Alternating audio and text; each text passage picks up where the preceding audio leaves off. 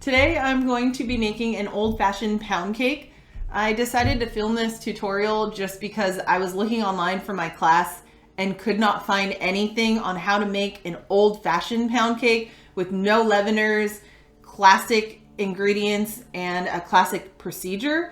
I'm going to use the OCC recipe. I know it to be trustworthy. It comes out correctly every time and it tastes really great. What we're gonna do here is we're gonna mix our sugar. I have 6 ounces of sugar that I've put in the Robocoo. And the reason I do that is so that it prevents tunneling inside of your pound cake because you want that really smooth, nice crumb. By Robocooing, it's gonna give you a little bit of insurance. So I start with that in my bowl. And I have 6 ounces of salted butter at room temp. I kind of cube mine up just to make it easier to break up. I'm gonna put it in my bowl with my sugar. Then we're gonna put it on our mixer. This is gonna mix for a long time. At least, I wanna say 15 minutes. Don't be afraid to up your speed too once it's all smooth and creamy. Don't start with cold butter, that's really important. It's gonna take a lot longer with cold butter. So just ensure that your butter is room temperature. You wanna be able to push it with your finger. Like if I do this to my butter, it's squeezing and I'm not really squeezing very hard. If you can see that, it's made an indent super easy. I haven't put very much pressure at all and it's just kind of squeezing in my hand. So that's gonna go into my sugar.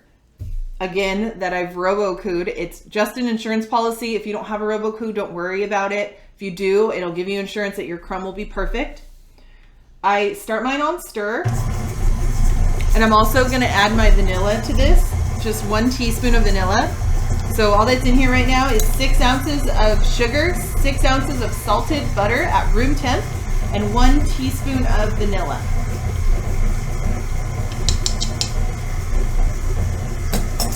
And we're just gonna let this go just until it gets nice and creamy.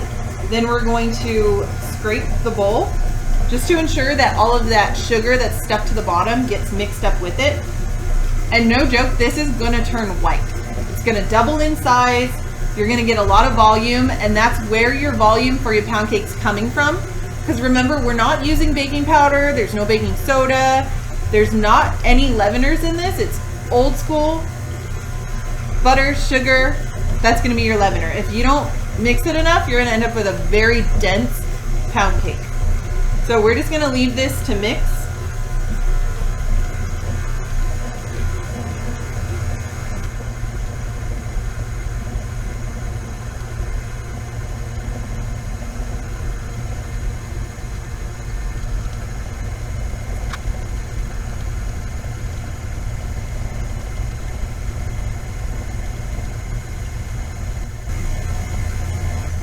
So I'm gonna turn this off just for a second, just so I can scrape all of this back into my bowl.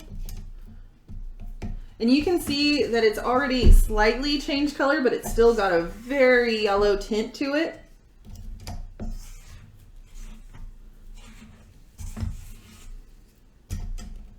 And that's not even close to ready yet. So we're just gonna put that back down, and I'm gonna turn up my speed and just let it go.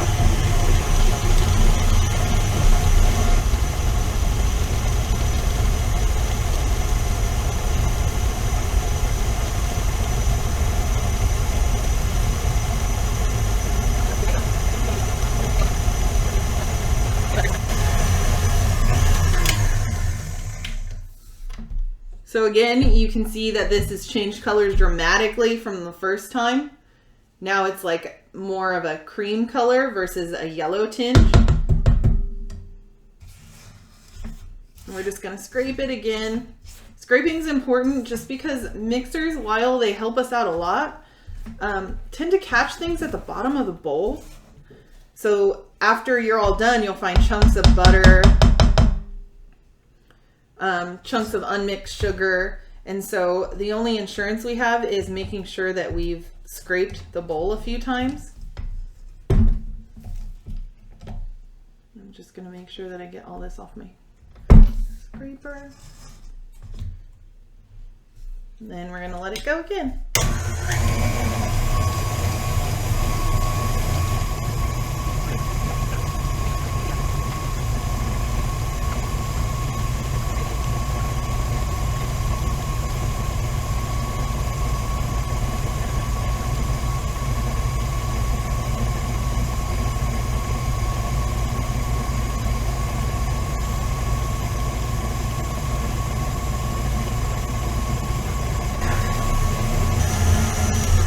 Stop this one more time.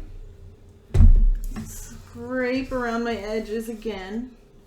This time you can completely tell that it has turned white.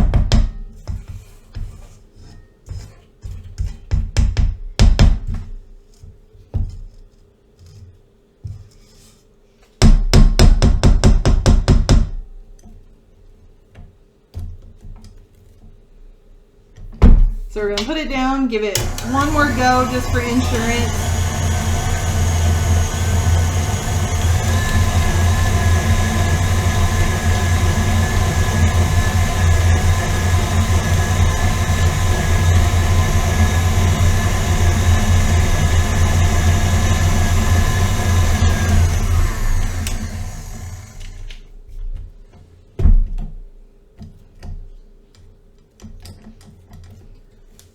And now it's ready for us to add our eggs and our flour. So I'm just scraping this one last time to get all of my butter down into the bottom of the bowl. I'm just going to use my finger here to clean up my spatula.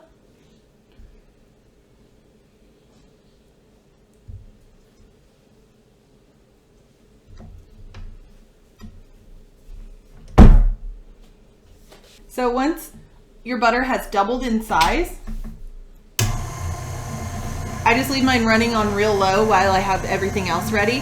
What you're gonna need is 6 ounces of eggs, not 6 eggs, not 3 separate eggs, 6 ounces of eggs. And what that means is you're going to crack your eggs. I would start with 3 eggs, mix them together, make sure they're mixed all the way. Then you're going to pour them into your volume measure and ensure that it's at 6 ounces. The reason we do this is we don't want to end up with excess fat or excess whites. It's going to change up the recipe. We don't want to do that. We want to make sure that we have 6 ounces equally of eggs. Then in here, the recipe calls for 6 ounces of cake flour. Because of all that's going on right now, grocery stores are kind of low on that kind of stuff. I was able to find AP flour. And I have cornstarch at home, so a great substitute for cake flour, if you don't have it, is for 1 cup of cake flour to turn into 1 cup of AP flour. You're gonna get 1 cup AP flour, take out 2 tablespoons and put it back into your bag. Then you're gonna get 2 flat tablespoons of cornstarch, put them in that 1 cup of AP flour, mix it with a whisk, and that gives you your cake flour substitute. So for me, I'll normally make a batch of it and then weigh it out or scoop it out however I need to measure. But there are substitutes for it. So that's what this is. This is AP flour mixed with cornstarch to make my cake flour. And it's sifted. You don't want to add unsifted flour to a cake mixture or any kind of liquid, because then you're going to end up with little chunks in it. So it's very important that we sift our flour. So what I'm going to do is slowly add my eggs. My eggs are room temperature as well as my butter was, because if you mix something that's cold with something that's room temperature, it's gonna look like it's curdled basically. It's gonna separate. You're not gonna have a cohesive mixture, and that's what you want. So I'm gonna add only about 2/3 of my eggs, but in slow batches, just to ensure that my butter mixes well with it.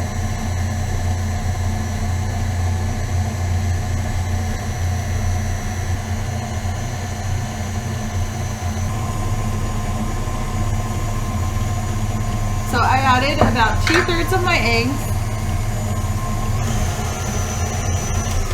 I'm gonna give it a good scrape right now, just to ensure that the butter sugar mixture that's on the bottom gets mixed with my eggs. And if you can see this, it's not curdled at all. It's not separated.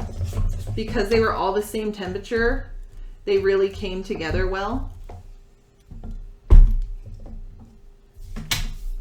So now I'm going to add a little bit of flour, then some of my leftover eggs, a little bit of flour, then some of my leftover eggs.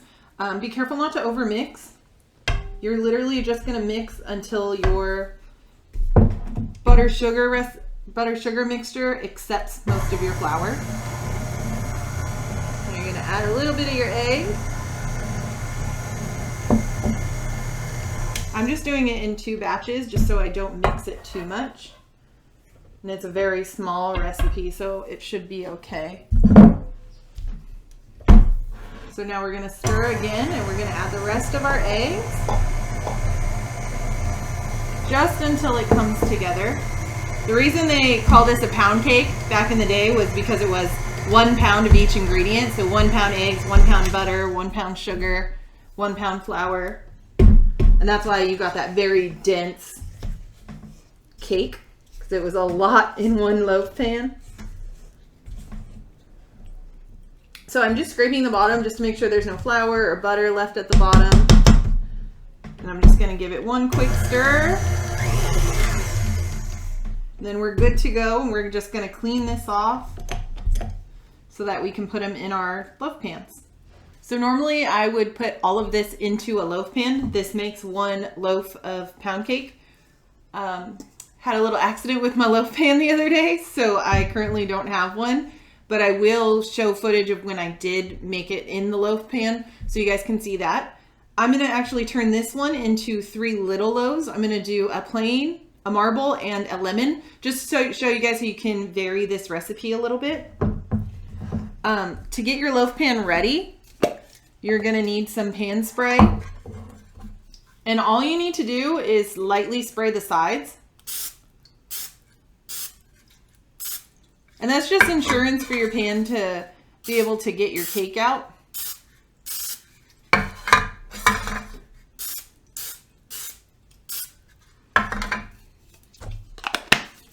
And then what I do is I cut up some parchment paper just to the size of my bottom of my pan, and you just lay it right in there. And that way, as soon as your cake's ready, you can hit it and it'll come right out. It's another little insurance policy.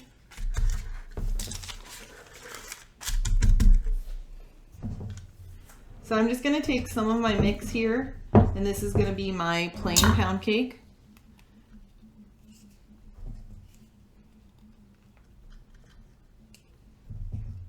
And you can see it's like a light, fluffy mixture. I'm just going to gently spread it into this tiny little loaf. I'm not pushing because I don't want to lose any of that volume that I had. And I'm filling it about 3/4 of the way.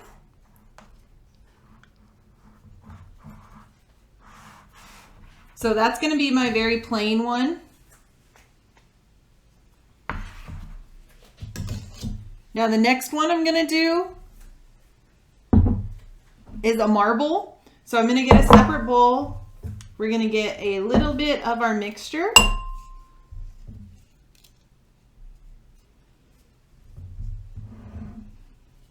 I'm going to add some cocoa powder to this. It just depends how chocolatey you like it. I'm probably going to add about a tablespoon just to this little amount that I have.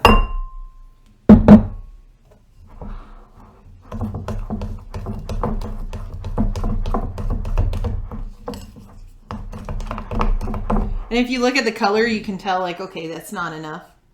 We want it to be a little bit darker than that.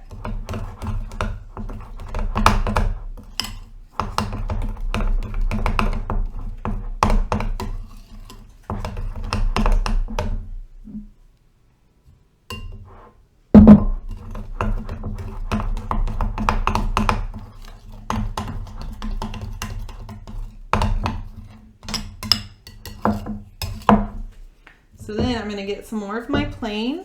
You can also mix this right in there. This way is just easier for me to ensure it's marbled. And you just slightly fold them together.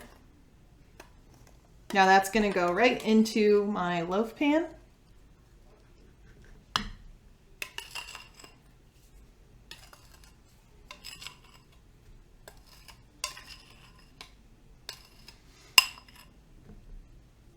And again with this one, I'm just going to spread it evenly in there. And to me, it looks like it can use a little bit more of the plain.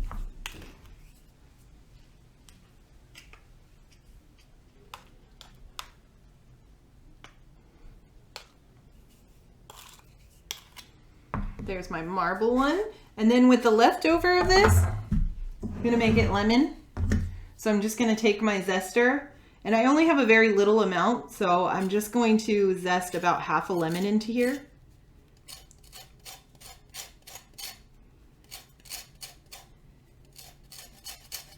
Instead of vanilla extract, you could always use almond, you can use lemon.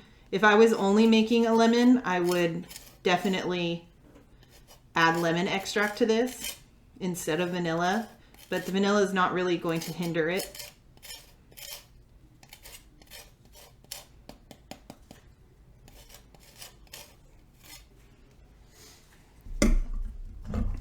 Now I'm just going to fold this in there.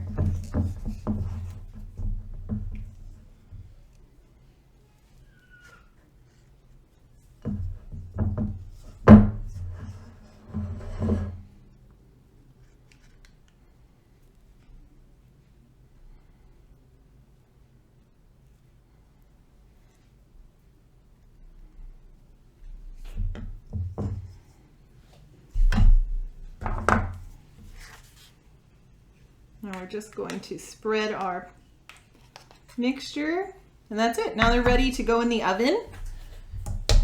360 to 365, depending on your oven. Sometimes you might even need to bump it up to 375. I know in my oven, I always have to bump it up. It just bakes at a little bit of a lower temperature. But I would start lower and keep an eye on it. Should take about 45 minutes. You're gonna look for the top is gonna split open, and about the top quarter is going to be a little bit dry, so you're going to want to stick your toothpick in the very center, and if it pulls out clean, that's how you know your pound cake is ready. You want to let it cool before you cut it also, so I would say let it cool at least 20 minutes because it's a little bit of a denser cake, so it's going to hold a lot of heat. So I just pulled my pound cakes from the oven about 30 minutes ago. I let them cool. Like I said, gauge your oven. Some ovens run hotter than the others. Mine runs a little bit cooler, so I baked it at a little bit higher temperature, but 360 to 365 is a normal range for this recipe. Normally I would bake it again in like a loaf pan, a full loaf pan. I unfortunately destroyed mine, but I will add that clip to the end of this video so that you can see what it looks like in a full loaf pan. Instead, I was able to show you guys 3 different ways: my plain, lemon, and marbled. So these are actually pretty easy to get out. They come right out because I lined the bottom of my pan with parchment and I sprayed the sides of my pan. This is my plain one. So we're going to cut into it and see what it looks like. I'm just going to cut right through the middle. So if you can see, the crumb on this is really nice. It's put together. There's no tunneling inside of it. No weird colors. That would tell you that your butter and sugar aren't mixed in properly. This looks like the perfect texture. It's what you're looking for. Also, when it's baking, you can see all 3 of these have that beautiful line that split open down the center. To me, that tells you like it's a pound cake. It's what you expect with a pound cake. I'm gonna cut open the other ones just to see what they look like too. You can see the marbling on this one. Again, if you really like chocolate, you can add a lot more chocolate to your mix. And you can see the marble inside. I know that a lot of people like the marble pound cakes, chocolate and vanilla mixed together. I actually got a lot of questions on it. That's why I chose to do this one. It's really, really simple. It's just adding chocolate to your mix. And then this one's the lemon. It's not going to look much different from the plain one, but it does smell a lot different. You can really smell that lemon zest that we put in there. And that's the really, really pretty texture again. You can see clearly with this one. The crumb is nice and tight. There's no tunneling. The only little hole you can see is from where I stuck my toothpick in it. And that's exactly what you want. I think sometimes pound cake gets a bad rap. you think of this like dense, dry cake, and that's not what it is at all. It's moist. It is a little bit dense, and it's good for holding sauces, berries, ice cream. I personally just like to eat it plain, but it's a really, really simple, old school dessert that just never goes out of style, and it always tastes really good. You can do any kind of variation you want. I did the lemon zest here. You can do orange zest. You can add fruit to it if you just fold it in. The possibilities are endless, but it's a great recipe to know the very basics of, and that's what I've shown you here. So I hope that you can go ahead and make a classic pound cake. So once your pound cake is fully cooled, you will run a butter knife around the edge just to ensure that it's loose. And I like to kind of do this just to make sure that it shakes loose. And it should flip right out. Make sure that you take the paper off of the bottom. Mine stuck right in here, so it literally came out super easy. Then we're going to cut it.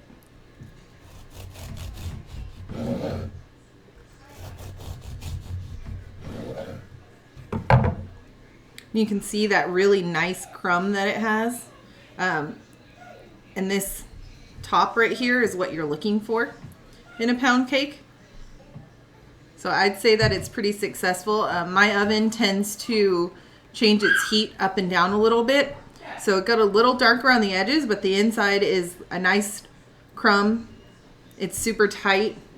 I got this nice slit up on the top, and it's nice and even all the way through. You don't see any butter or sugar that hasn't been mixed in. And you'll see that by seeing tunneling that's a different color.